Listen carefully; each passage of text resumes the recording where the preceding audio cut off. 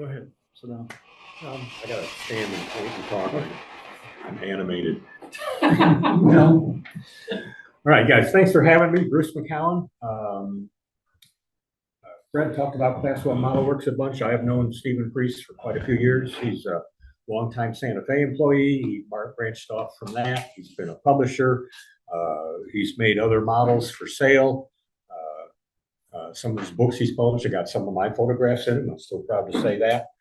I see him at the Santa Fe conventions, and Class 1 Model Works, new company, started up recently with the help of some other guys. One of the things I first saw there was he was making some depressed center heavy-duty flat cars. We need to get back to the very first one. I saw that. It was a Santa Fe prototype, among others. So right away when I saw that, I put an order in for one, had to wait several months before it got built and shipped and arrived. So came to my house. I had done a bunch of research about this beforehand. All the cars Steve is building, besides the depressed center cars, he's got some well cars, he's got some other things, and I think he's even got a diesel locomotive on the horizon coming along someplace. Very true, accurate prototype. They go out in the field, they measure, they photograph, they take detailed plans, and then they create their models from them.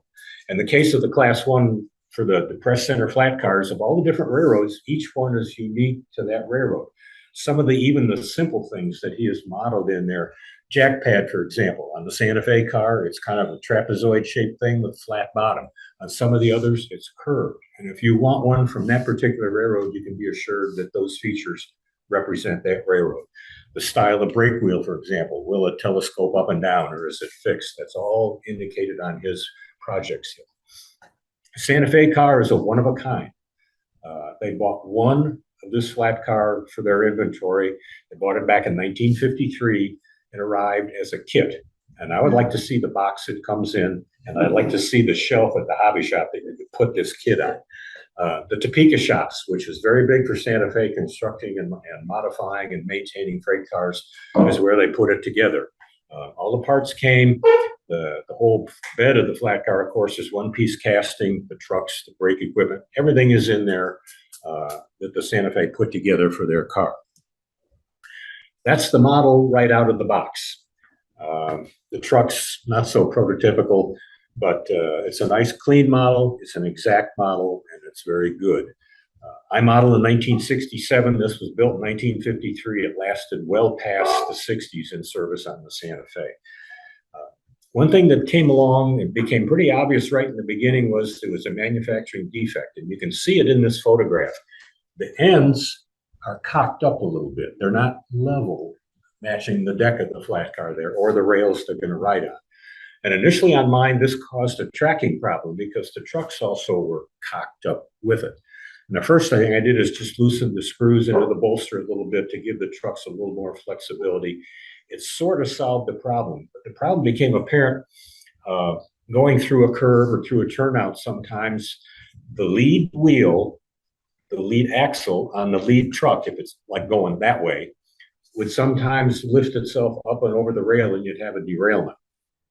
And I got a little brave and I took my hands and I took the model and I started to do this with it to try and straighten it. The model is made, the decking is all plastic.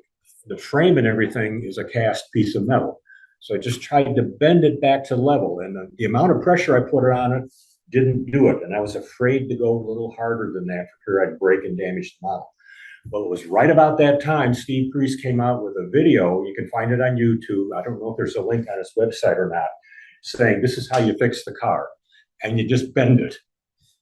He would take it in the middle and do one end at a time. I did a method like this. And I said, well, I watched the video twice. And I said, and it fixed it. It fixed the problem. It really did. It leveled it out. If you put a straight edge across the deck now, the upper deck here, you can see it's perfectly flat. So you can flex a little bit like that. They admitted it right there on the video. They said it was a manufacturing problem. They said they will bend it back for you if you've got one and you don't want to try it yourself. And this applies to all the different roads, all the different models they make, not just the Santa Fe one. All right, I got the flat car. What am I going to put on? in preparation for getting the car, and it was quite a time lag. It was almost 9 months, I think, between when they announced the car and when they finally shipped. I got the Walters Cornerstone transformer, and I intended that to be the load on the car. When I got the car in, one of the first things I did was test fit it.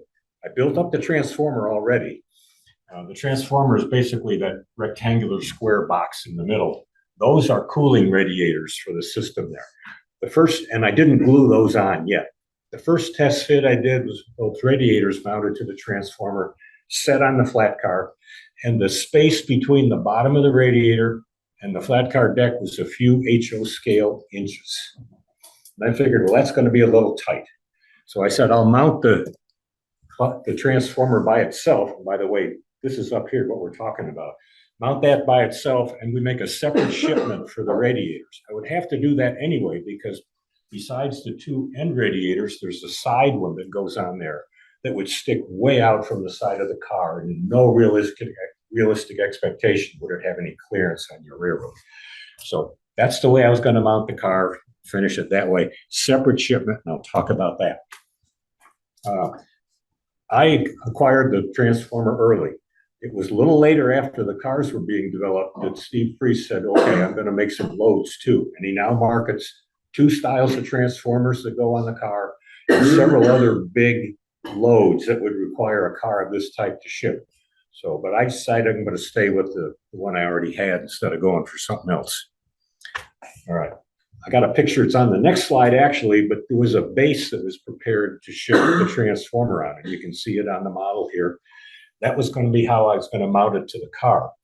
And I needed to do something else too. The freight car is underweight by about 1.7 ounces. And the typical way I add weight to a freight car like this is I turn it over, and in the underframe, I pack lead shot, and then I glue it in there. Nobody hardly ever looks at the bottom of the car, and I make sure it's in there far enough that even if you're looking like this, you really won't see it. Well, I couldn't do it on this car because the bottom is all solid. The entire bottom of the car was a one-piece metal casting when it was manufactured, and there's no room and no access to put anything in there. So I got the transformer I already finished, drilled a big hole up in the bottom, measured out the amount of weight the lead shot I was going to need, put it in there, threw some adhesive in, and let it dry. I even put a little more in the base down here just to make sure I had enough weight that I was really going to need for the car. Oops. Here's a picture of it, and this is what I used to actually make this mount here. There's the base underneath the transformer, and these triangular shaped pieces of metal are actually part of the base, and when the transformer's loaded on the car, it's welded to the car deck.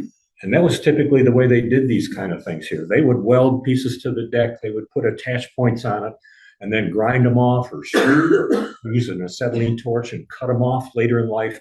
That's how these decks were treated.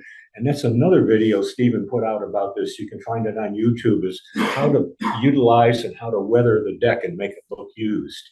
Sometimes these attach points were left on from previous shippers. You know, they may not care. I got my item here.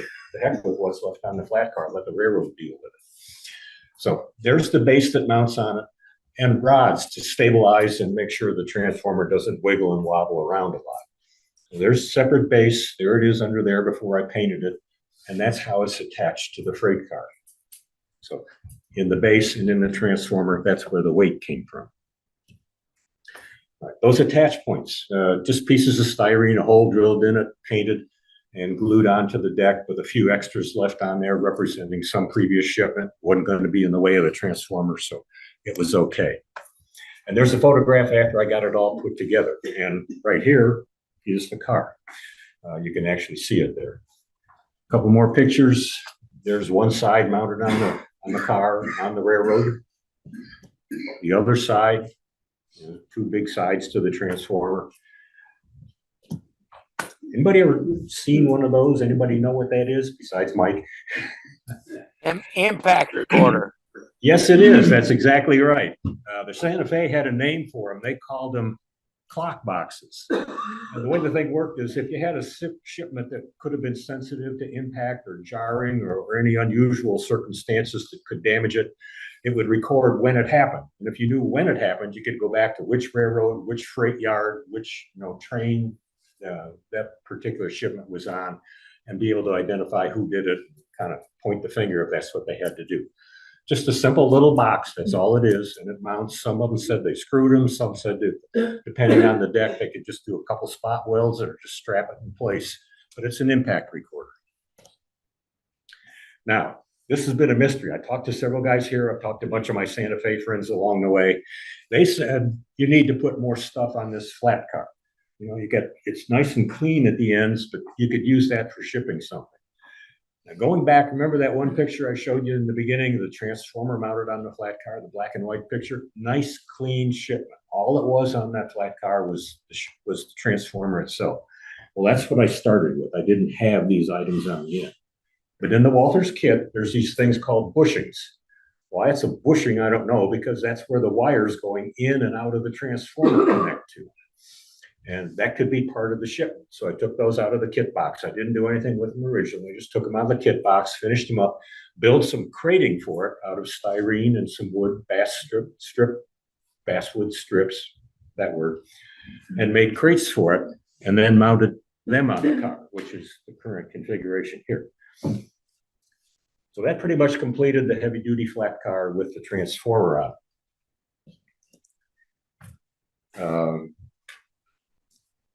Along the way, and actually in the beginning, I was concerned about clearance. This is going to be a rather tall load, not necessarily wide, but tall. And when I first got the car, I made this check, although I didn't document it here until we get a little further along. Used the NMR standards gauge. By the way, Fred, mine is one from about 50 years ago. That's still good. Yeah, it's still good. And it doesn't flex, it doesn't wiggle, it doesn't. Mine doesn't either. Yeah. Anyway, piece of track on the workbench, the transformer mounted on the car, and the standards gauge, and held it up there. And I said, is this going to fit or not? How am I going to know? See, it might or might not. It's hard to tell in a situation like that.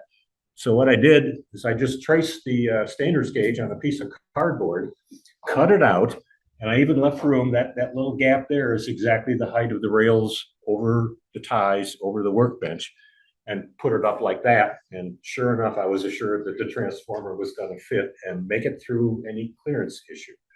And I got one example of it here on the railroad to show you. There's the standards gauge propped up under one of my signal bridges.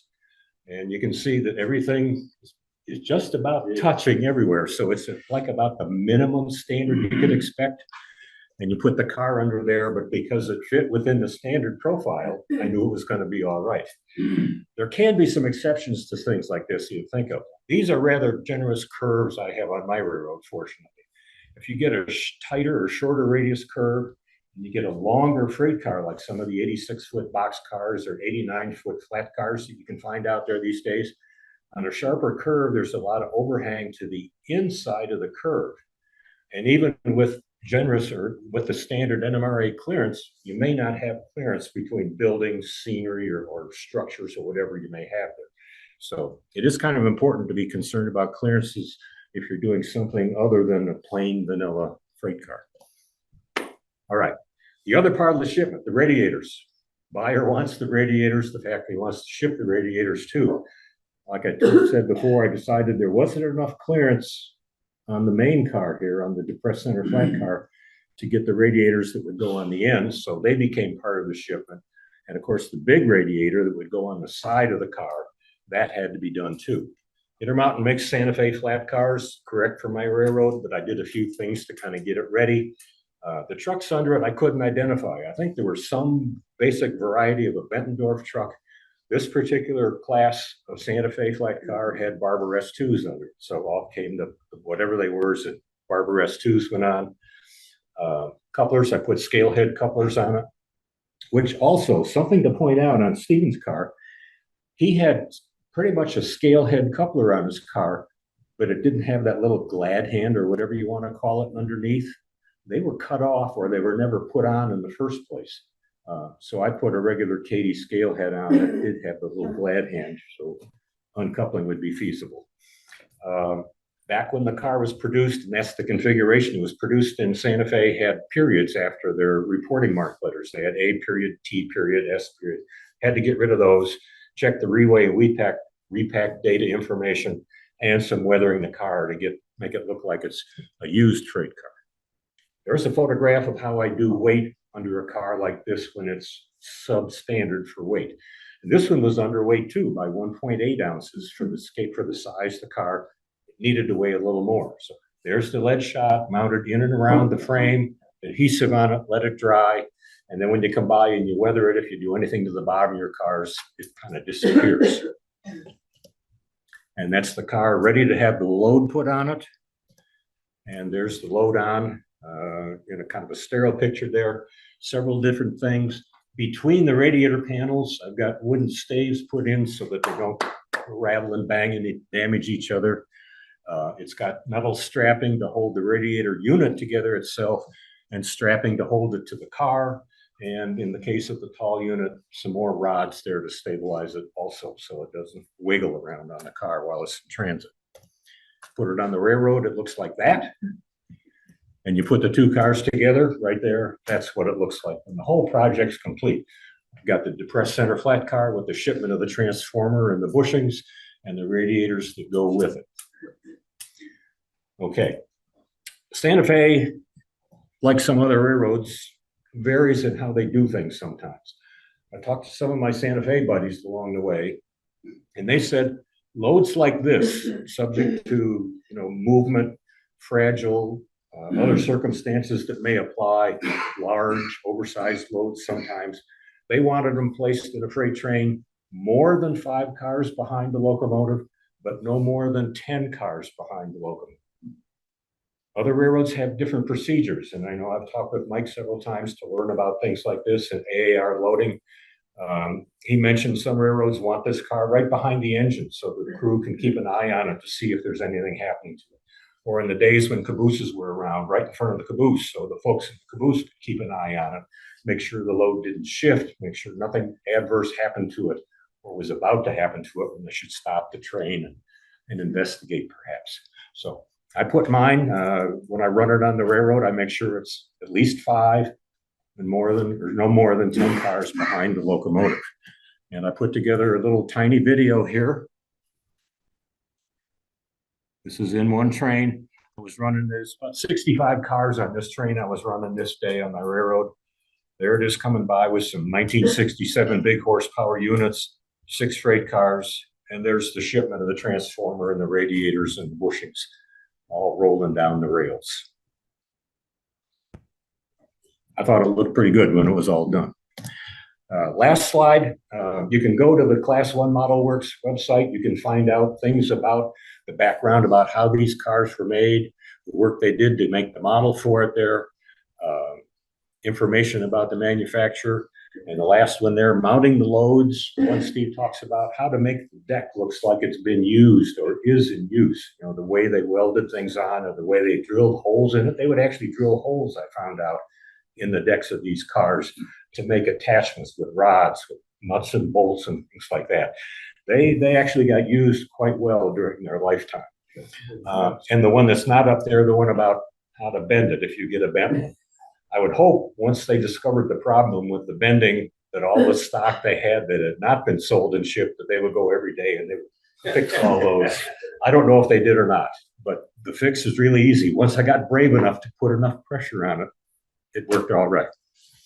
So I thank you for the attention. Questions, discussion, comments? Free beer? No? All right, guys. Thank you. And okay, that's it for today. Come back next month in October for more.